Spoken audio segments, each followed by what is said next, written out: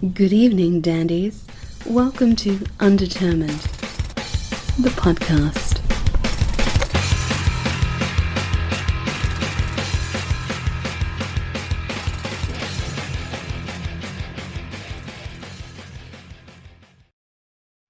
So I timed it pretty poorly with getting to know you. Yeah, just missed you. Yeah, I lived there. I think I moved there in '98. I went to high school down in Nevada, Missouri, which was a couple hours from Kansas City, and I went to college in Springfield.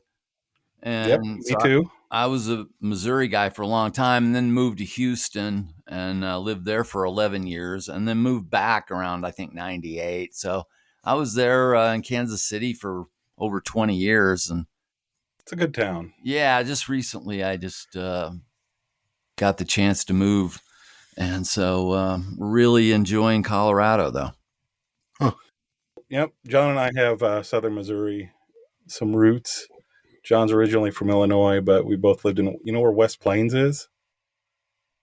West Plains, Missouri. Missouri. Yep. Sounds familiar. Yeah, it's about 2 hours southeast of Springfield, Okay. just right on the Arkansas state line, right in the middle. I've probably driven through there to get to Memphis or something. Yep. Yeah. Yep, you would have. Yeah. I got a friend that lives near Memphis, and I go down there once in a while. Oh, that's a great town. So was it Evangel you went to? No, I went to, well, at the time it was Southwest Missouri State. Now it's Missouri State. Okay, yeah, I went to SMS and then I transferred to Drury. Oh, you did? Yeah, Nice. What years? that would have been early 90s. Okay. Yeah, I graduated in '83. So Yeah, that was a little bit after that. I think I finally took my time finishing school. I think it was like 96 or 97 when I finally graduated from Drury. yeah. But I liked living in Springfield. Yeah, it's a nice little town. Then I love the cashew chicken. Yes, Yes. that's been a topic of conversation for us Yeah. recently, It actually. has been. Yeah. It's been Yeah. a lot. Yep. It's kind of funny how it all kind of deteriorates. Like, the cashew chicken is great in Springfield. Every 30 miles that you go out incrementally, it gets worse and worse until it doesn't exist anymore and nobody knows what it is. I know. I can't even find it. I ended up making it myself. Yeah. I've watched some YouTube videos, and Yeah. there's a guy that has a restaurant on Glenstone. Yep. And he probably. showed how to make it, and I just followed the directions, and it's pretty authentic. But you can't find it like they make it there in Springfield anywhere else. Right. Yeah. You'll find it some places like in Missouri, but it's not the same. They'll bring you cashew chicken, but it's not the same. It's just not like they make there. It isn't. But yeah, it's real good in Springfield. And that's just an unlikely place that kind of a dish would originate. Yeah, I know. Yeah, and there's one on every corner. It's like, Oh, yeah. I don't know if it was like a urban legend or if it was actually true, but that there was like more Chinese restaurants per capita in Springfield than anywhere else in the country. I believed it. It made sense. oh, total. Yeah. It looked like it. And they stayed open. Yeah. Yeah. Every one of them. Yeah, I used to hang out with Doug Pennick from King's X when we both lived in Springfield, and They went to Evangel. Yeah, that's what I was thinking about. I think Ty was going there for a while when Doug met him, but Doug never went there. But yeah, we used to hang out. I'd go see their cover band. They were a cover band then. The Edge. Yeah, and I'd go see them and hang out. And then on Sunday night, me and Doug would go to Bamboo Inn and get the cashew chicken, and those were some fun times. Yeah. So everybody, I haven't introduced you yet. This is Monty Colvin from Galactic Cowboys and Crunchy and Rockcast. Rockcast? Yeah, Monty's Rockcast is my podcast. Yeah. And then you got a new gig. We'll talk about all that stuff Yeah, as time progresses. cool. Exciting stuff, though. I'm really excited to have you on. I've been a Galactic Cowboys fan for a long time. Well, thank you. This will be fun. Good to be here. Yeah. Yeah, I saw you guys open for King's X at the Regency. Uh-huh.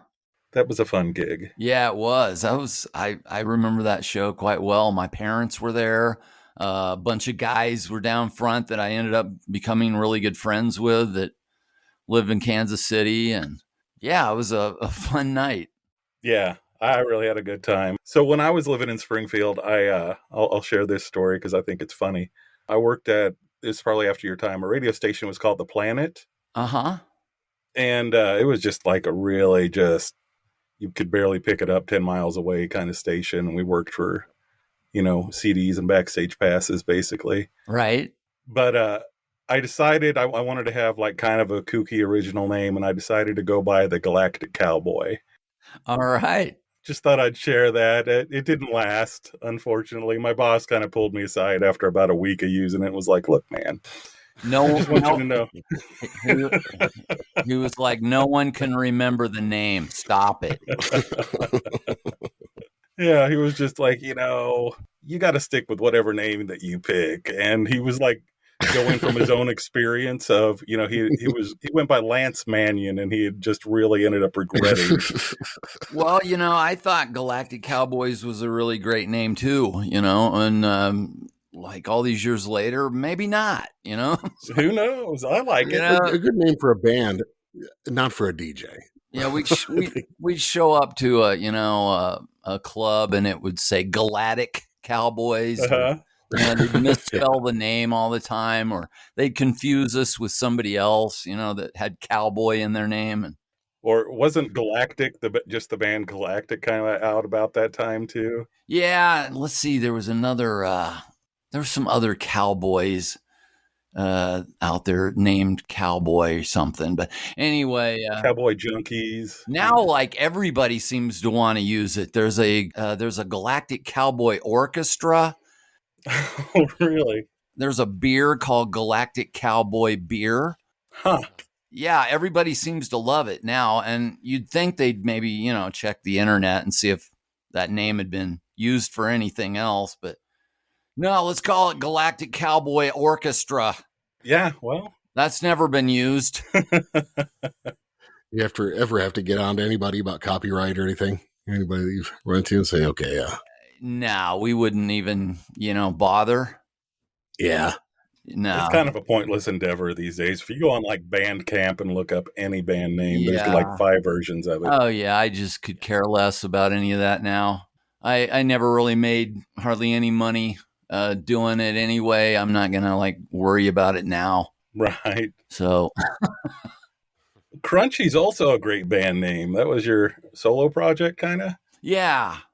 Yeah, I just woke up one morning and I was trying to think of something that, the music at the time was just kind of, I wanted it to be more commercial and yet wanted it to have a little edge to it. And, so I came up with Crunchy. And so that's been my kind of name for my solo projects. Nice. Right on. Also a very prolific and great painter, man. I've got to say, I've been looking at your galleries, a lot of your work. Thank you. Wow, it's just really incredible stuff. Yeah, thanks a lot, man. You said you got a degree? You got a degree in art? Is that correct? Yeah, that's what I did in school. I got a degree in drawing and painting. And, when I wasn't doing that, I was in my room, practicing my guitar and writing songs and really wanting to be in a band. And after I graduated, I started getting into bands and, ended up in Houston and getting signed. But I kept, doing the art all these years. And the last 10 years or so, it's kind of taken off with the internet. And, I've been able to get my stuff out there just because of Facebook and Instagram and all that. People are seeing, what I can do. But before that, I was doing our album covers and, t-shirt designs and, that did a couple of backdrops for us and all that kind of stuff. And so I've been doing it for, 50 years now. So, wow. Yeah. Yeah. I'm finally starting to figure it out a little bit and get a little better these days. And so, I've got a website now that I sell paintings on and got a lot of other cool things happening. And yeah, that's kind of what I do now. You recently did like the murals at School of Rock in KC. Is that right? Yeah, that was a blast. They had all these rooms that, you know, they taught guitar and drums and all these different things in. And each room, they just wanted me to go in there and paint, you know, rock stars on the walls. And I was just like, wow, and you're going to pay me for this. Awesome. And so it was just like the best job I've ever had. It was so much fun. I'd go in there and just paint all day long, do these giant, you know, paintings of, you know, James Hetfield or whoever, you know, and it was just such a blast. And about a year or two ago, I woke up one morning once again and just went, why don't I do like smaller versions of those murals? Mm-hmm. And so that's what I did. I just started doing the smaller paintings of rock stars and celebrities and, you know, stuff like that. And it, you know, I finally made my own website and started selling them. And so I've kind of continued that as kind of a career. That's awesome. Yeah, those giant layout murals just look like a nightmare to plan for me. Do you use like any projection or anything like that when you're setting up or doing like the preliminary sketches? Yeah, you almost have to with those murals. They're so big, you know. Mm-hmm. I get a rough sketch of them, kind of an outline of them, and kind of place them on the wall, and then go from there. Oh, right on. What's the primary medium though on the paintings that you're selling? I'm using acrylics. Acrylics, right? Yeah, I used to work in oils, but these days I'm using acrylics. They're just a lot easier for me. They dry a lot faster, and I just like the way they look. Oh yeah, some oil paintings can just cure for a year sometimes. Yeah. You know, just don't really dry completely, or and I like the way the acrylics look too. I think the colors pop a lot more, and yeah, got some pretty bright and colorful stuff. I like them. Plus, you don't have the smell of the turpentine and all that to deal with. Yeah, you know? yeah. So it's just easier. I like it. Any favorite purchasers? Any like notable ones? Yeah, I did one that Rick Nielsen from Cheap Trick bought. Nice. Of himself. It was a Rick, yeah. It was a Rick Nielsen painting that I did, and I put it up on Facebook. And this guy saw it on a Cheap Trick Facebook page, and he knew Rick and sent the picture to Rick. And Rick's like, "Yeah, I like that. Can I buy it?" You know. And so he did. That's awesome. That's sweet. That's awesome. Have you got a chance to like meet him? I've never met Rick. No. Oh. I wish. He's one of my faves, but love Cheap Trick, but never did meet him. Yeah. John, was it him that you used to like see like mowing his yard and stuff? Yeah. Well, Cheap Trick, they were from Rockford, Illinois. So it was up by where I lived. So they were kind of our like regional rock stars, you know, and all had houses there. So yeah, you could see like Xander or Nielsen or whatever just out like mowing their lawn or, you know, see them around town every once in a while. You know, so it was pretty cool. Did get to meet, I think I met just about all of them at some point in time. Just being around Rockford and going to shows there. That was my first big ticket concert, I think. I was going to see Cheap Trick. It was for a lot of us up there, if you lived in that area. Yeah, I'm sure. Yeah, they just played a lot of shows around there. Yeah, very cool. And just kind of funny thing was, I didn't even realize like how big of an act they were nationally or internationally, you know? Right. Didn't think about it that much because they were just the local band, you know? Oh, wow. Yeah. You knew they did well for themselves, but you didn't have that perspective, you know, seeing them from somebody's perspective in California or anywhere else who listened to their records. So they're almost like the world's house band. Like everybody just knows who Cheap Trick is. Just right. Yeah. Good band. I was listening. This actually popped on the radio the other day, and it occurred to me, The Flame really sounds like a Roy Orbison song to me with like synthesizers in it. Yeah. Right. Yeah. Right. Random observation. Right. So you moved out to Colorado, recently? Yeah, I'm around Denver. Oh, around Denver area. Yeah, loving it, man. Love the mountains. I lived in Oregon for a while when I was young, and I don't know that I appreciated it enough. But now that I'm here, I don't know. This whole year, I got divorced last year, and I went through a really rough time. So I just felt like I needed to get away Yeah. and kind of start kind of life over in a way. And so I moved. I moved here a couple months ago and living with my girlfriend, and it's just like so refreshing. It's just been a whole new start, and I go outside now and literally, I can walk out on my deck and see mountains and trees and everything, and it's just so beautiful. It just I don't know, it's just a nice feeling every day. Nice. You ever get used to driving through the mountains? Because I swear it just scared the crap out of me every time I've gone through the mountains. Just oh my God, my brakes are going to turn to jelly and we're all going to die. Yeah. Right. I haven't really been scared, but I've just been in awe. I don't know what it is. Maybe that I just haven't been around stuff like this in a long time, but it's just like it's all real for the first time. Like I'm seeing all this stuff for the first time. Like we went to up to Red Rocks the other day, Mm-hmm. and there wasn't a concert or anything that we were going to see. We just went up there to just see it, see the rocks and all that. Well, it's such an iconic place. Yeah, and it just was like so beautiful that I was just in awe of it. And that's the way it's just been the whole time. We went to Boulder one day and went up into the mountains, and it's just so beautiful here. I'm really enjoying it. Were you much of an outdoorsy guy before? I wasn't. I've never been that nature guy. I've been like I'll just stay home and watch TV, Right. or play my guitar or paint or something. And now it's like we get out almost every day and take walks and go to these reservoir places and walk around the lake, and I guess I'm turning into kind of an outdoorsy guy, but it's just really nice. So beautiful. Yeah, it is. Yeah, it's nature worth seeing. Yeah.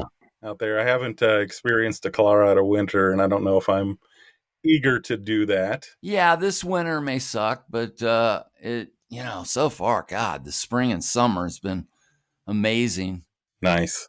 Yeah, I mean, I still hear from people like talking to Tony Willis from like Forbidden Place Records. He moved out there from Iowa, and he was just like, the Iowa winter is just where the wind is just so cold and biting, and the freezing rain and the stuff. He's just like, we get a lot of heavy snow here in Colorado, but it's not like, I guess the inches fall quite a bit, but it's just that the weather's just not as extreme. He said he'd take a Colorado winter over an Iowa winter any day. So That's good news.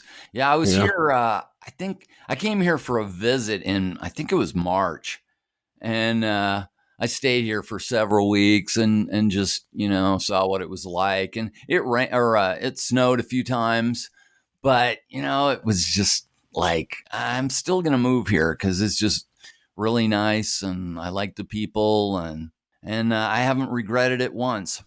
Yeah, I remember that because that was initially when we were trying to figure out a time you could come on and I'm gonna go Colorado for a week. I'll be back. Don't worry. And then you didn't come back.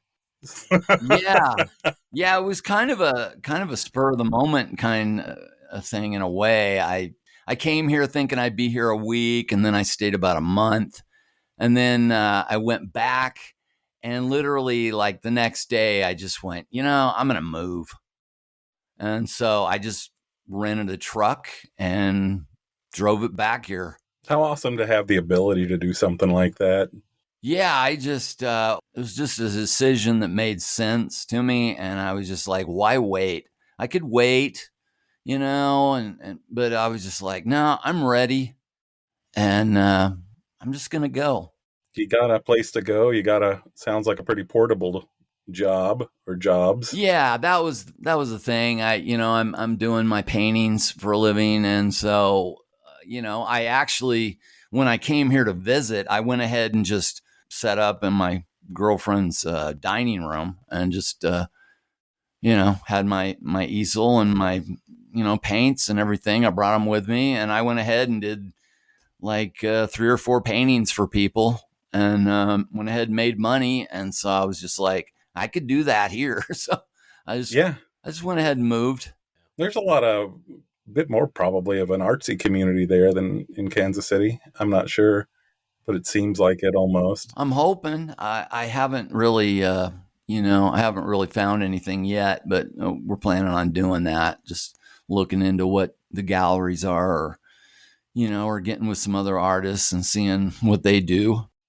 Mm-hmm. So I'm just looking for other outlets for, to sell my stuff and let people see it. Getting a chance to see any bands in the area? No, and I talked about this on the podcast that I put out today. I've been checking into tickets, for concerts and things, and they're just outrageous. Yeah. I was thinking about going to see Zach Wild, Black Label Society or something like that. And I've seen him before, but oh yeah, like right now I'm like, man, I'd love to go to a concert or something. And I look it up and like tickets are like $118. And, we looked into like Judas Priest and that was like 140 or something for the bad seats. And, and so everything is just like right now, all these bands are just like charging so much. And I'm like, nah, I think I'll wait. Yeah. They're probably trying to make back, a lot of the money they lost too. Yeah, I think so. That must be it or something. Yeah, and it kind of stinks for the smaller bands too, who've been waiting for the venues to open up. And right. You've got, especially we're seeing that a lot in like Austin and those areas where, bands who are medium to large bands are coming in just taking over all the venues so they can make their money back. And the little guys are like, hey, we want, Right, and from the venue standpoint, yeah, gonna make more money with a known artist. Right. But yeah, it's the unknowns need some help right now. Yeah, I mean, until they can make it a little more affordable, I just, and I've seen just hundreds of bands and concerts and, I just, there's hardly anybody left that I haven't seen, but I'm just going to wait until maybe the prices come down a little bit or I can, somebody offers me free tickets or something because I'm just, unless it's just somebody I really want to see really bad. I'm probably gonna just go to baseball games or something. There you go. Right. My girlfriend and I went to a baseball game the other night, and the tickets were $9 a piece. Wow. And there was like this walk-off home run, and we just left like so happy. And I'm like, yeah, not a bad date. $9. Are you kidding me? Yeah. Can't go to a movie for that. Yeah. Anymore. Yeah. I got a feeling it's not going to be like that for Broncos games when the Chiefs come to town. Yeah, no, I'm pretty sure they'll scalp you for those. Yeah, it's not going to be pretty. Yeah, it is pretty sad. I got tickets to go see Squeeze in in August in St. Louis here. And I think they were about $60 tickets, but it's kind of sad that I saw that as reasonable, Yeah. compared to everything else I've been seeing. Oh, I know.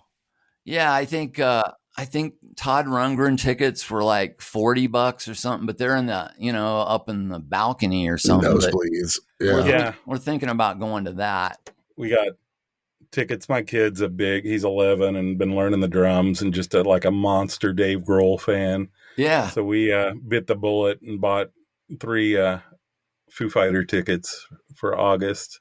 He doesn't know this yet. Right. We're hoping that he won't figure it out until the day of. The plan is to like tell him, oh, I'm just going to see like, because Radke's opening and, KC band, and we've been trying to get them on. I was just going to tell them, oh yeah, it's just like a band we're trying to get on the podcast. We're going to see. That would be nothing new to him because he's already seen a million bands that have been on the podcast. It's technically true. Yeah. Then get him there, and it would be technically true. Nice. So, where are they playing? The Sprint Center? No, it's whatever Sandstone is now. Oh, okay. It's changed names so many times I can't keep up with it. Yeah, I know. Yeah, it was funny. I was there last weekend and talking to his son, and he's like, well, just saying something about the Foo Fighters. And he's like, do you know who the Foo Fighters are? I was like, yes, Phil, I know who the Foo Fighters are. I took your dad to go see the Foo Fighters about, gosh, what was that, 6 years ago or so. They played at Sprint then. Yeah. Yeah, that was a good show. Yeah, I was probably there. Did that mariachi band open? Huh? Because I was at that. Yeah, we were all at that show then. Cool. Yeah. Yeah, I was like, why would they have a, mariachi band open? But whatever, Yeah. I regretted that we missed seeing them play for Westboro. Oh, yeah. Yeah. Yeah. We got to see the video, though. That was pretty funny. I did see those people outside when I walked in, but it was before they had driven by. That's always a fun thing about being in KC. You'll never... Yeah. You never know when you're going to get to see those guys outside. Yeah, run into them a lot. They were actually outside of a graduation telling people that they were all going to hell. And I was just like, what are you doing? I'm just like, what does that have to do with a bunch of kids graduating from high school? Oh, they've shown up at funerals. They've shown up, just all sorts of Yeah. Yeah. And they don't want to drive that far either because they're from like Topeka, aren't they? Right. Yep. Or Wichita. I think they're from Topeka. Yeah.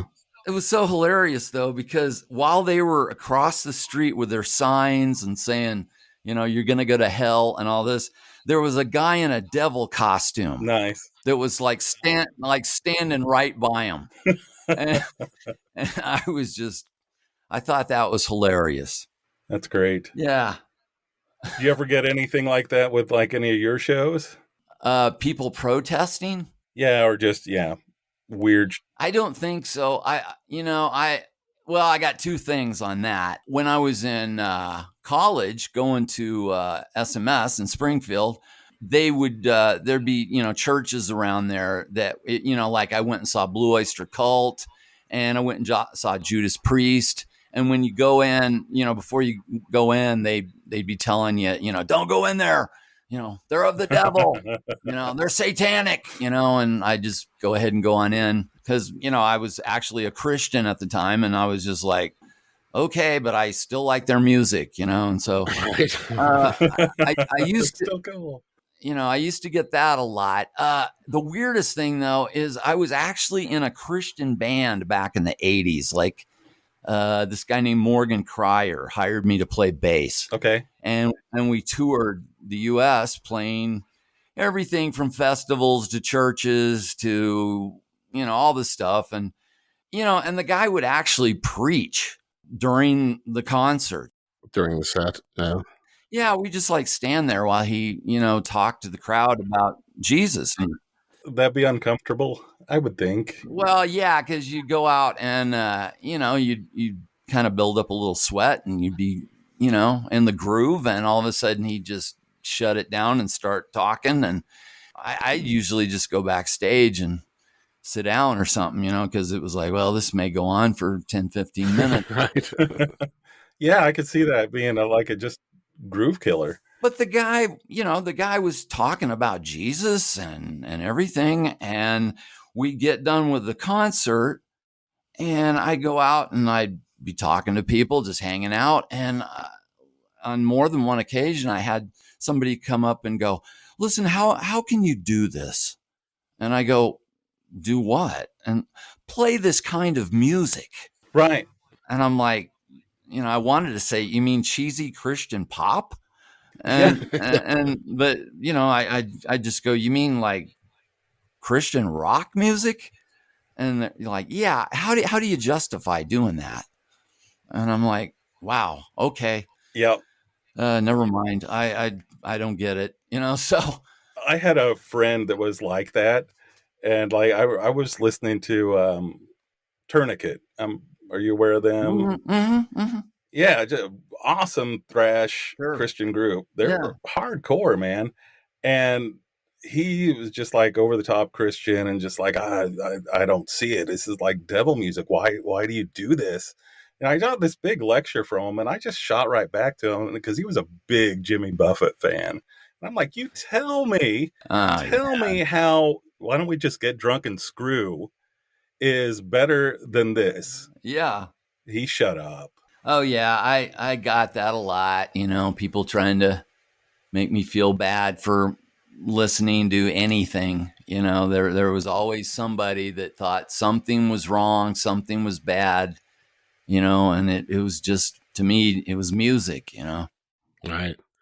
Well, especially at that time, it's real hep for the satanic panic, and everybody's afraid backmasking was in all of our music, of course. And oh yeah, one of the things I'm most proud of is while I was with Morgan Cryer, playing Christian pop music, was that we got written up in a Jimmy Swaggart book where Jimmy actually criticized us as wow. looking like we were Motley Crue or something, and just playing way too loud and all this. And I thought, wow, that's awesome. I would frame that. Yeah, I would have that on the wall. I'd see if I could get Jimmy to autograph it. I actually offended Jimmy Swaggart. That's awesome. That is awesome. I would wear that as such a badge of honor. Yeah, definitely. So how's it going with writing music these days, especially post-pandemic and everything? I've actually written a lot of songs in my head, right, that I haven't put on, well, I guess you don't put them on tape anymore, but I haven't recorded them as demos or, songs yet. But when I was going through my divorce and everything, I would just have songs going through my head every day. And they're still there. I haven't really had time to work a lot of those things out, or a reason. We're not, I haven't really had any reason to right now to start recording anything. If, for some reason Galactic decides to do another album, or I, for some reason, want to do another crunchy album or something, or another project, then, I'll start doing it. But I've been so busy with my paintings and right, trying to do that I haven't done any demos in a while. But I do have a lot of songs in my head that are there. So we'll see. Well, I heard Megadeth's looking for a new bass player. Have you checked into that?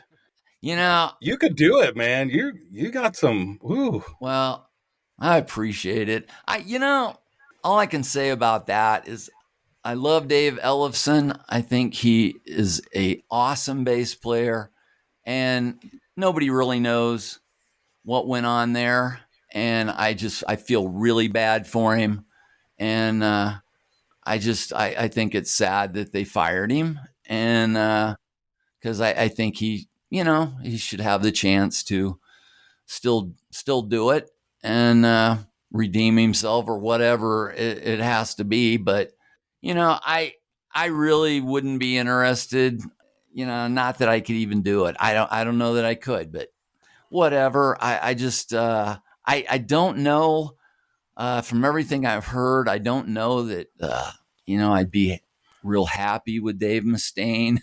He seems a little nutty as a boss. I don't know. I think he's an amazing musician, and I've been for sure. I've been a fan of his, and he cracks me up in a lot of his interviews of just how blunt and hateful he can be. But I've also heard stories from people that actually worked with him that it's a little bit of a chore to deal with. And so I don't know, I can't really say what all that's like, but he's an amazing musician, and I love his albums. I love their music. Yeah. Yeah, absolutely. Yeah. I think it's Wouldn't be the first time, I guess, that somebody's been made an example of lately, but Yeah. that's going around a lot too. But yeah, I don't know about working with Dave. Yeah, he seems like he'd be a little difficult.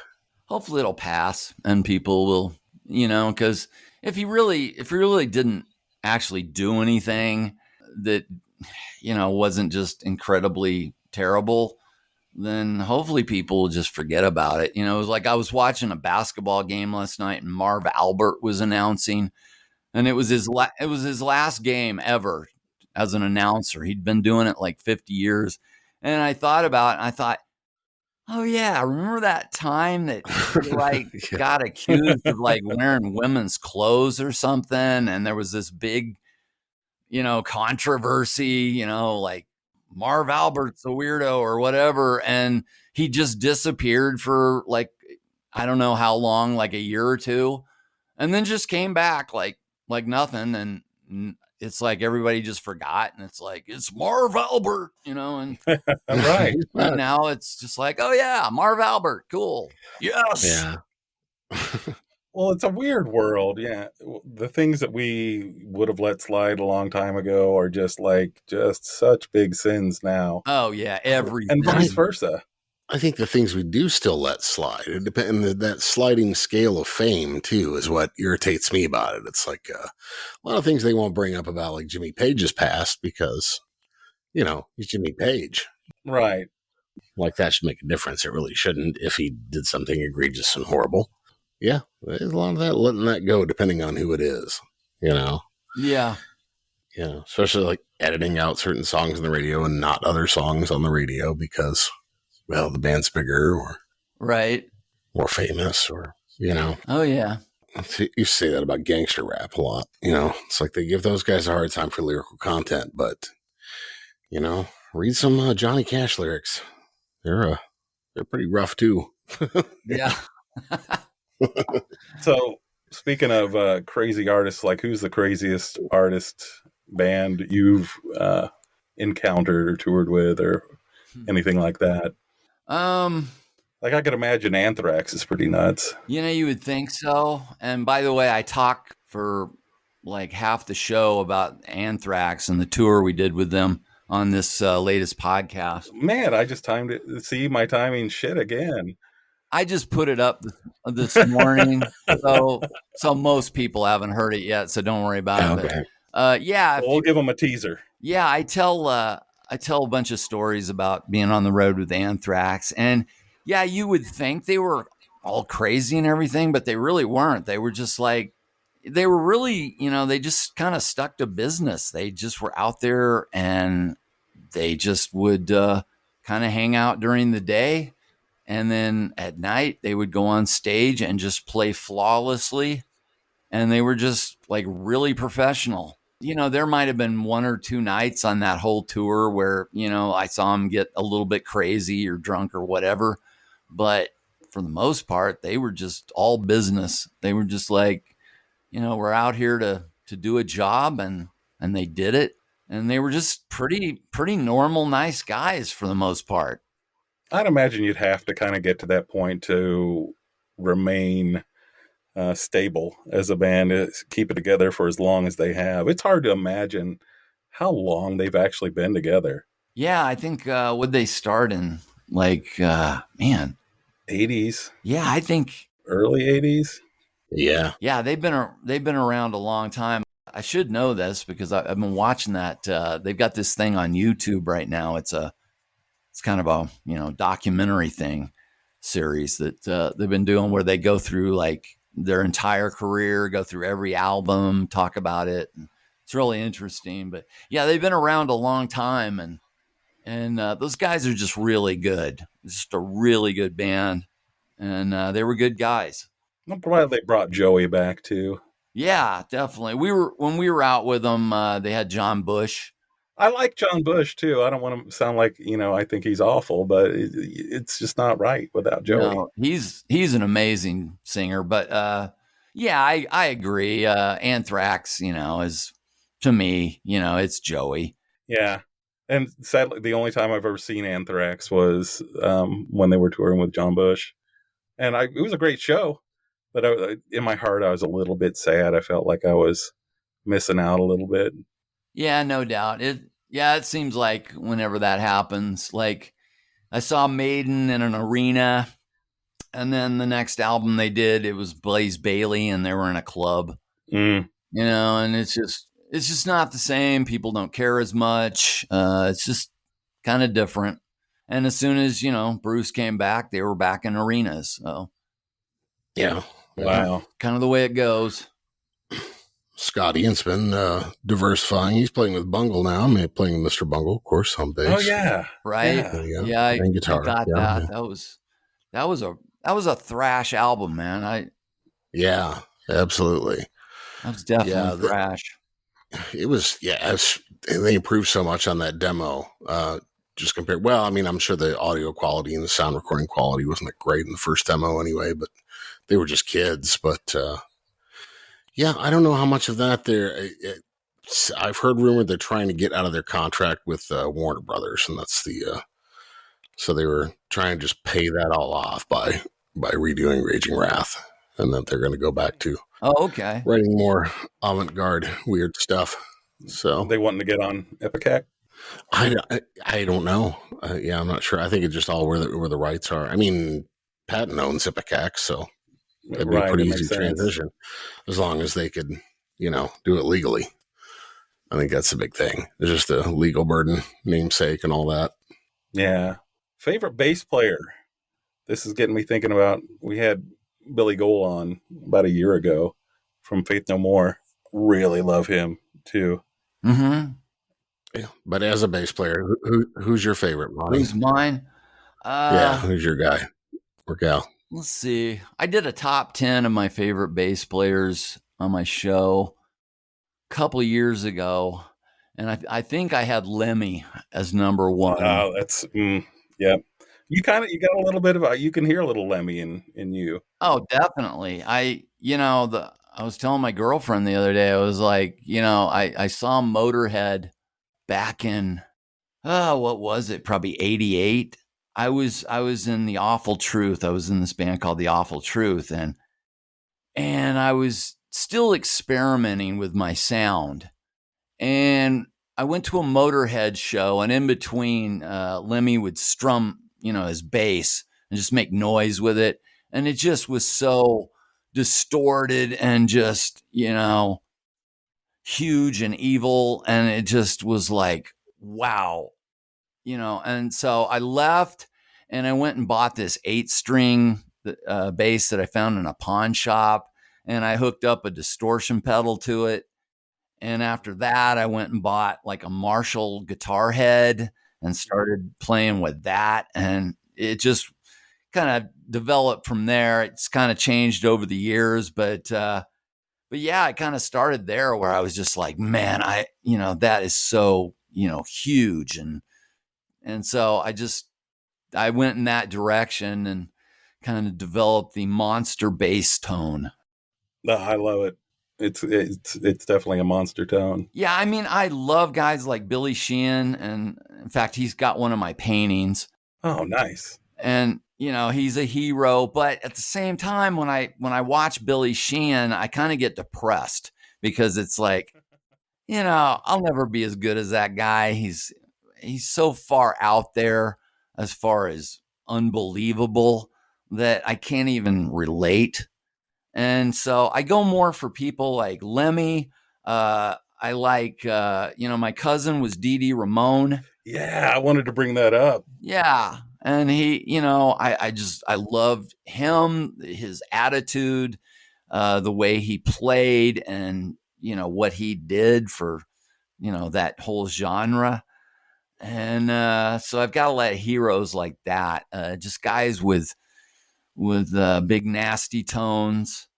Those are some of my favorites. Yeah. Doug's one of my favorites. Goodness, that guy can play too. Yeah, great tone. Doug was a big help to me. When I joined that Christian band, I didn't even own a bass. I was a guitar player. Okay. And I went and bought a bass. And I got down to Houston, and Doug, gave me a lot of tips and helped me a lot. And so he was an influence. Just a lot of guys like that I really look up to. I sold Doug. I don't know if you remember seeing this, if he wore it or not, but I was working at Camelot Music in Springfield at the time, and I sold him a T-shirt of just a guy with it wearing a pot on his head, and it said "Pothead." I was really proud that I sold that to him. Oh yeah, So, well that's pretty descriptive, really. Yeah, it was. I was really excited. I had to buy an extra copy. I already had like the CD at the time. I think that was Ear Candy, wasn't it? That tour? I don't know. I never kept track of their albums really. I liked their first one, Out of the Silent Planet, and I liked Gretchen. After that, I couldn't tell you what they've done. Yeah, well, I think that was when you guys were playing with them, is why I was thinking. Yeah, that. I think we were on one of those tours, Tapehead or something like that. Nice. He's still keeping pretty busy. Yeah, I guess he moved out to LA. I saw him a few years ago, had lunch with him. He's out in LA now, I think, and doing a bunch of different projects. Yeah, I saw he was doing something with like George Lynch. Was it something? I can't remember all the stuff. I can't keep up with everyone. Too many people. Yeah, too many projects. I know. Speaking of, we haven't even got to your new one. The show? You're going to be doing the metal? Heavy metal television? Yeah, it's it's a video show. Yeah, for heavymetaltelevision.com. They've been working on this for a month or two, or maybe way longer. I don't know. But Chris Aiken from the Classic Metal Show has been developing and reworking the whole heavymetaltelevision.com site. And if you go there, I think it's actually launching. The new version is actually launching on July 5th, which is tomorrow. Oh, wow. And anyway, they're going to have, just all this programming. It's like 24 hours a day. They're going to have shows on there just about metal, interview shows, talk shows. There'll be, metal videos just all day and night.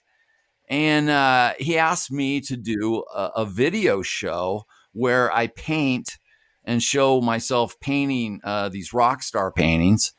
And as I'm doing it, you can hear me talking and telling stories about whoever I'm painting. So you're like the metal Bob Ross.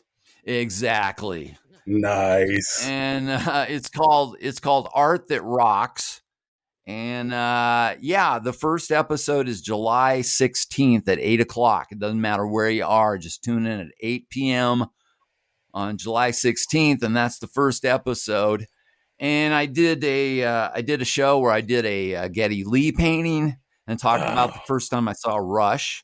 Yeah. And then another show I did two paintings where I painted David Lee Roth, and then I did a Sammy Hagar painting. Nice. And I talk about who was the better front man?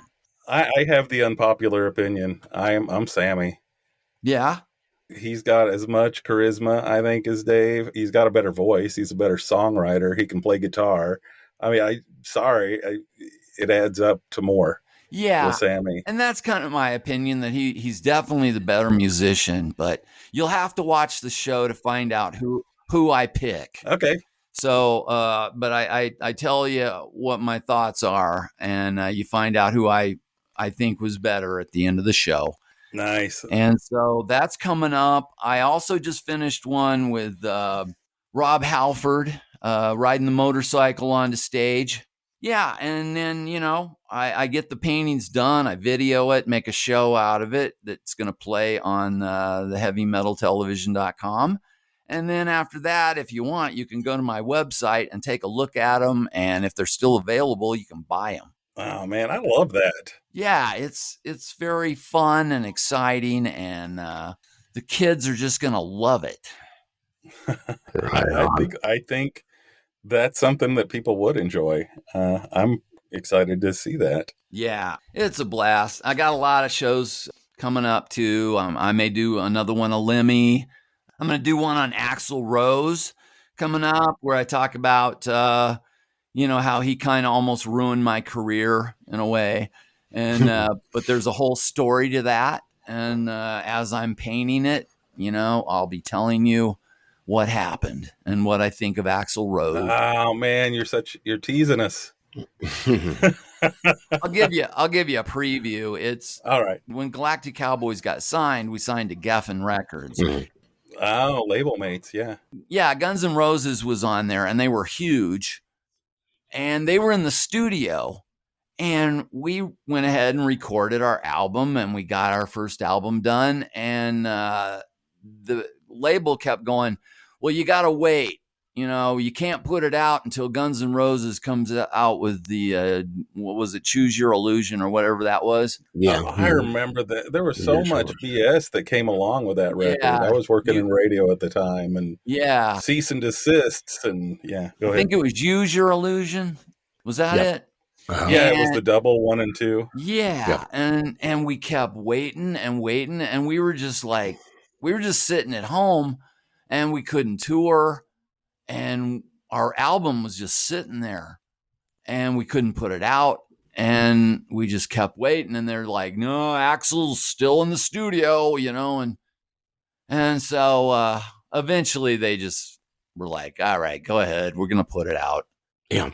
But by then Nirvana came along, and so we also on Geffen. Yeah, we waited a year to put our first album out, but by the time we put it out, so much time had passed that Nirvana came along and the whole music scene changed. Yeah, that was not good timing for you guys, unfortunately. Yeah, it was really just bad luck, bad timing. But that was somewhat the story to that. But I'll be doing a painting of Axl as I tell that story. That's awesome. Give you a little info behind the scenes stuff there. I love hearing those kinds of stories. That's a lot of what we do here is just try and get that stuff, because that's what makes it all so interesting. Yeah, it's the sad reality of being in the music industry. Human is more interesting to me anyway, honestly. I mean, there's the few that hit it big, and then the rest of the bands just kind of disappear, and whatever, say, yeah, well, at least I got to do it, but most of the bands don't get huge, that's just for that's for a few. Well, you can at least, you can also say you got to bring something unique to the table, because I can't tell you anybody that sounded like Galactic Cowboys. Oh yeah. And my girlfriend Alex is like, she's a drummer, and she's been in bands over the years, and to her, I tell her stories, and she's just like, that's so amazing you got to do that, and it makes me think, I really should be more, thankful and appreciative that I just got to do it, and I got to tour, I got to go to Europe, and I got to play on stage for one song with Anthrax, that they, I started out being a fan, never dreamed I'd even meet them. And then, last night of the tour, I was literally on stage, playing a song with them, and, stuff like that I think about now, that I just go, I at least got to do some of that was just, really cool and just amazing experiences. And so I am grateful that I got to do a lot of stuff. I just, we never made the money that, the big, huge bands did. And even when we made money, it was usually spent on touring. And that's kind of how it goes, unfortunately, for a lot of artists. Yeah. Yeah. Yeah, it really is. I remember, this is a weird gripe, but I think about it all the time. From the same era was like Bone Thugs and Harmony, which was like the least harmonious band ever. Yeah, singing off key all the time. Oh my god! Boom, boom, boom, boom. Yeah, and I was like, no, good. Check out Galactic Cowboys. Check out King's X. If you want some really awesome harmony, check out that shit. Yeah, I tried. I did my best for you guys. Oh, I appreciate it. Yeah, and we still have fans. I hear from them pretty much every day. they still appreciate the music that we did.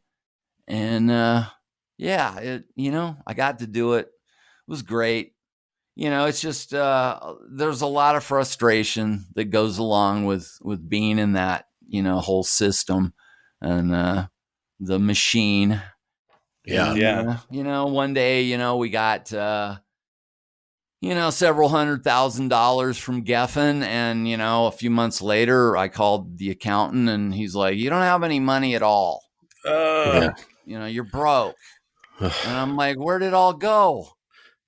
"Well, you remember that tour? You remember that, all that time you spent in the studio, all that stuff." Yeah. You realize, oh, I don't have anything to show for that now. So, there's a lot of that stuff that just goes on it really takes a lot of the joy out of it. But at the same time, there is a lot of times that we're just such a blast. Yeah. And that's it. I mean, that's what the real value is when you get, I'm getting older. I think we're all getting older, but just kind of realizing the value is not in the money. The value's in the memories and the experiences and the learning and just growth. Yeah, you just got to stay humble and appreciate what you get to do, and Right. do it because you love it. Because most people don't make money in the music industry, especially anymore. Yeah. Yeah. I was just telling John this story like last week. I dated a girl and I got along with her dad really well. And I won't go into like all the detail. I don't want to get anything stirred up, but he is a kid, just kind of a songwriter, goofing around. He wrote some songs and he had a friend going to California and sent him some of his songs with him just to see, what might happen. One day he hears a song on the radio, and it's a big song. It's a huge hit. And he was like, "I never really tried to do anything about it. I just thought it was cool that my song made it." Yeah. He didn't get pissed. He didn't try and sue anyone. He just thought it was really cool that something he wrote, everybody in the world got to know. Wow. Yeah. Yeah, that's a toughie right there. 'Cause Yeah. Yeah, I mean, I don't know if I could have been that cool about it, but he was like real zen with it. Well, yeah, I guess that's commendable. Yeah, I'll edit it out. It was. Oh, wow. Yeah. Yep. He wrote it. Yeah. Yep. Don't see anything attributed to him though. Big song. Yeah, exactly. Might have bought a new car. Yeah, that would have been nice too. Yeah. Do you take paintings on commission too, don't you, as well? Did I read that? Yeah, I do. I have people that commission me to do, I do everything from, the rock stars. I do celebrities, movie stars, whatever. And I really enjoy that a lot. But if somebody wants me to do, a painting, like right now I'm doing a painting of somebody's dog. I do, family portraits. I do, couples paintings. A lot of guys, I've done paintings of people's parents and all that kind of stuff. And, they make cool gifts for like a girlfriend, a wife, husband, whatever. They just make cool gifts, because it's like, what am I going to get her? You never know, you don't know her dress size. You don't know what she really wants. And, they get a hold of me and they're like, what would it run me to do a painting of this picture? And they'll send me a picture of their, whatever it is. Mm-hmm. Like this one husband commissioned me to do a painting for his wife of that rapper guy that sings. He's got all the tattoos on his neck and face.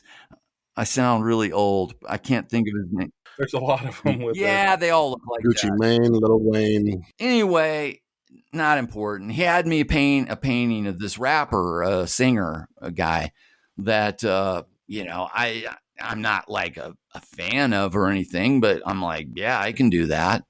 And he had me put the guy in a Chiefs jersey, and I'm like, all right, no problem.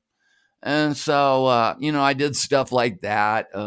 Right now, I love doing the rock stars, like, all the metal guys, Dimebag Daryl or whoever, one guy just wanted me to paint recently something for his girlfriend of what's her name, Florence and the Machine, or Oh yeah. that redhead, singer. And so I'm doing that like right now, for him. Her birthday's coming up. I did one of Morrissey, not a fan of Morrissey really, but this guy wanted one for a friend of his that really loves Morrissey. And so, yeah, they get a hold of me and I'm like, yeah, no problem. Let's do it. So get a lot of that stuff. So that keeps me pretty busy. Right. That's awesome. Well, if we ever get any money from this podcast, we'll commission you to do our mascot. All right. There we go. Well, all anybody has to do is just message me. I'm on Facebook. Also, my website is montycolvinart.com. And I have a thing on there where you can contact me and I'll talk to you about what it would run you. There's never any like set price. I have to find out what people want and like how big they want. And I kind of figure in like how long it's going to take and what it's going to cost to ship it and all that kind of stuff. But I can come up with a price for you and let you know. Yeah, it's reasonable stuff, guys. From everything I've seen, and the artwork's just consummate. It's great work. It is. Yeah, you're a talented guy.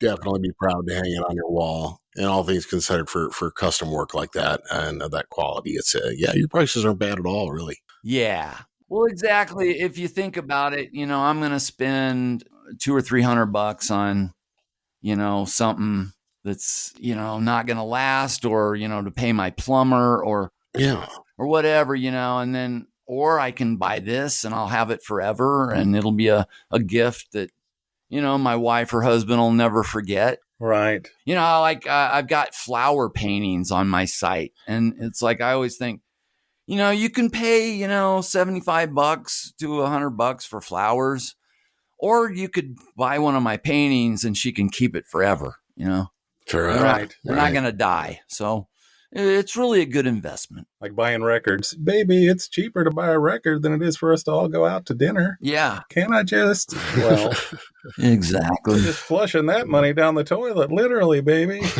Right. All right. We don't want to keep you all day, Monty. I really do appreciate you. This was kind of short notice, so I really appreciate you taking the time to join us. It's the 4th of July, too. It is the 4th of July. Happy Independence Day, everybody. Well, oh, man, yeah, I'm so thankful for freedom, and I hope that continues in this country. No kidding. Yeah, I mean, 4th of July, I'm not into fireworks or any of that, so I'm probably just going to chill, work on some paintings, watch some baseball, and go to bed tonight and watch Breaking Bad or something like that. Sounds like a party to me. Fun, yeah. Sounds like a good time. Maybe look out my window and see somebody else shooting them off.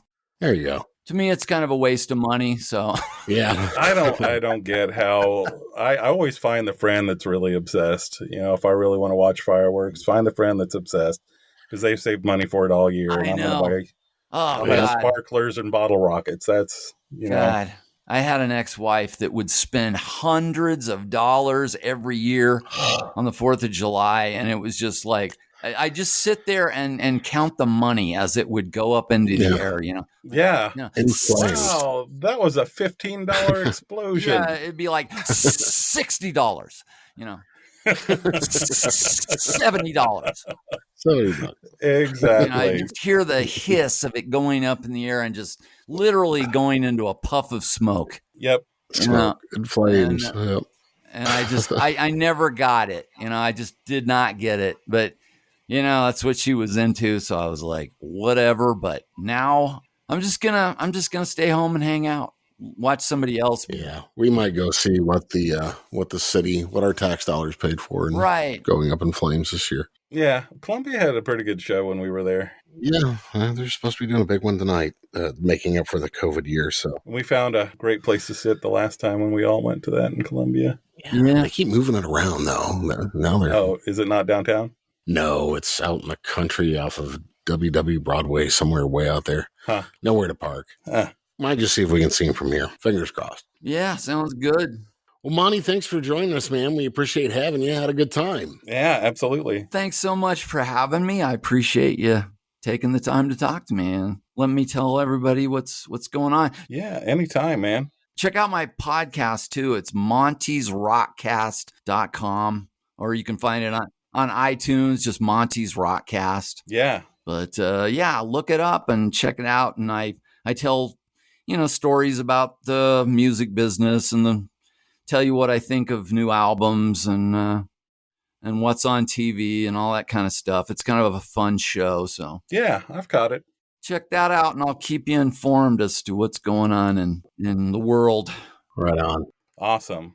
Well, don't be a stranger, man. Next time you're in KC, let me know. All right. Buy you a coffee or something. Sounds good, man. All right. Well, thank you, Matt and John, for having me. Thank you. Thanks a lot. You've been listening to Undetermined, the podcast. Special guest, Monty Colvin. Thanks for coming on. All right. Talk to you guys later. All right.